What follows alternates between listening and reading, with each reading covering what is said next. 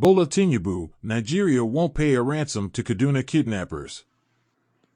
March 14, 2024. By Odogwu Ij. EPA Nigerian President Bola Ahmed Tinubu arrives for the Compact with Africa Conference at the Bellevue Palace in Berlin, Germany, 20 November 2023. EPA. President Tinubu ordered security forces to secure the release of the kidnapped children. Nigeria's President Bola Ahmed Tinubu has said not a dime will be paid to kidnappers to release over 280 schoolchildren abducted last week.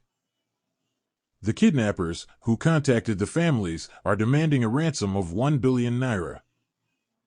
They have threatened to kill the captives if the demand is not met.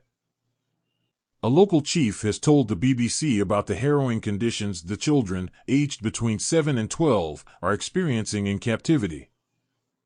Jibril Gwadid Kuriga said the kidnappers had called him to make the demand for the release of the children kidnapped on March 7.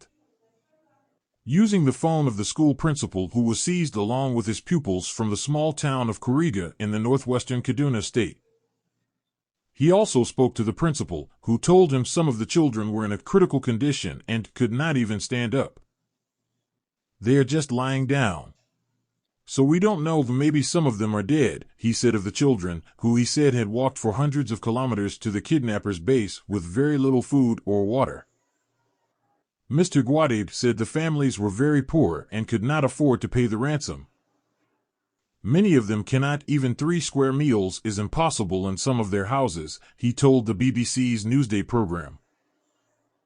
He said the families were feeling terrible and mentioned a woman who had had 4 children abducted and was unable to eat or sleep. On Wednesday, Mr. Tinubu directed security forces to ensure the children are released without any payment, the country's information minister Muhammad Idris told reporters.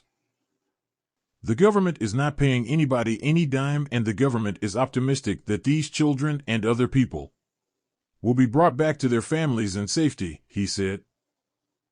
Kaduna State Governor Uba Sani said they were doing everything possible to ensure the safe return of the pupils and students. Payment of ransom was made illegal in 2022 in Nigeria.